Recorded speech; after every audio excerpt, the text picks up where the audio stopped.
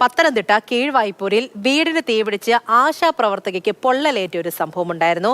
ഇതിൽ പ്രതി അത് പോലീസുകാരന്റെ ഭാര്യയാണ് എന്നുള്ളൊരു വിവരമാണ് ഇപ്പോൾ പുറത്തുവരുന്നത്. പൊള്ളലേറ്റ ലതാകുമാരിയുടെ വീടിന്റെ സമീപത്തെ ക്വാർട്ടേഴ്സിൽ താമസിക്കുന്ന പോലീസ് ഉദ്യോഗസ്ഥന്റെ ഭാര്യ സുമയ്യയെ പ്രതിയാക്കി ഇപ്പോൾ കേസ് രജിസ്റ്റർ ചെയ്തിട്ടുണ്ട്. കെട്ടിയിട്ട് സ്വർണം കവരുകയും വീടിന് തീ വയ്ക്കുകയും ചെയ്തു എന്നാണ് മൊഴി. CK അഭിലാൽ ഈ വാർത്തയുടെ വിശദാംശങ്ങൾ നമുക്ക് നൽകും. Abhilal, good morning. ഇതിപ്പോൾ ഒരു പോലീസുകാരന്റെ ഭാര്യയാണ് പ്രതി എന്ന് മനസ്സിലാക്കുന്നു. എങ്ങനെയാണ് ഈ സംഭവം ഉണ്ടാകുന്നത്? എന്താണ് ഈ റിപ്പോർട്ടിൽ പറയുന്നത്?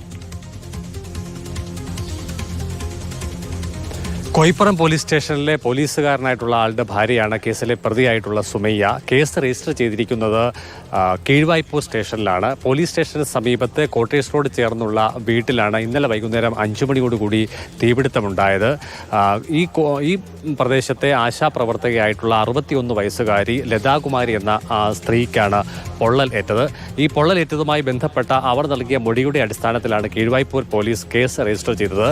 സമീപത്ത് പോലീസ് ക്വാർട്ടേഴ്സിൽ താമസിക്കുന്ന സുമയ്യ തന്നെ സമീപിക്കുകയും ആഭരണങ്ങൾ ഊരി വാങ്ങുകയും പിന്നീട് ബലം പ്രയോഗിച്ച് തന്നെ കെട്ടിയിട്ട ശേഷം വീടിനും അവർക്കും തീ വയ്ക്കുകയും ചെയ്തു എന്നുള്ളതാണ് മൊഴി. ദുരൂഹത ഉളവാക്കുന്ന സംഭവമാണ് ഉണ്ടായിട്ടുള്ളത്. എന്തായാലും പ്രഥമ വിവര റിപ്പോർട്ടിന്റെ അടിസ്ഥാനത്തിലാണ് പോലീസ് കേസ് രജിസ്റ്റർ ചെയ്തിട്ടുള്ളതും തുടർ നടപടികൾ സ്വീകരിച്ചിട്ടുള്ളതും.